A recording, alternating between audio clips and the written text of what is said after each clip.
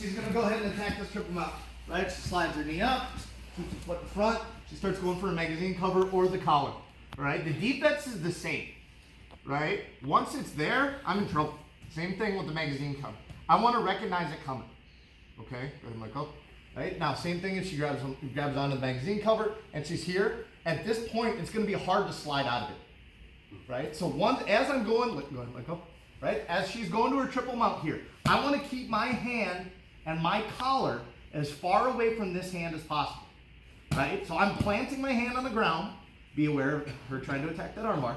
Right? Yep. At that point, I'm tucking it back in. And I'm grabbing that far collar. I like to. You can block it. I don't really care what you want to do with it. Right? But if I jam my hand in there, she can't jam hers in there. Okay? There's a difference between a high and a low triple mount. The lower that foot is, the wider her base. Okay? The harder it's going to be for her to transition to an attack, like an armbar, whatever it is. Okay? But she's much more stable. If this foot comes up by my armpit, I can move my legs a lot farther and start getting her off balance. You see? And turning into it. Cool? So, last piece here. I'm going to please. If I already screwed up and she either grabbed my, I'd rather she have my hand than my collar, right? But I'm trying to make space. I need to get this arm or this elbow, either way, over top of my head. Okay, go ahead and grab my collar. Same thing here, right? I've got to get this elbow over top of my head, right? The tighter she is, the harder that's going to be. You can hear my voice already change. That's why if I'm going to give something up, it's going to be my hand, right? I'll take the magazine cover all day. Now I have two arms to defend. Cool?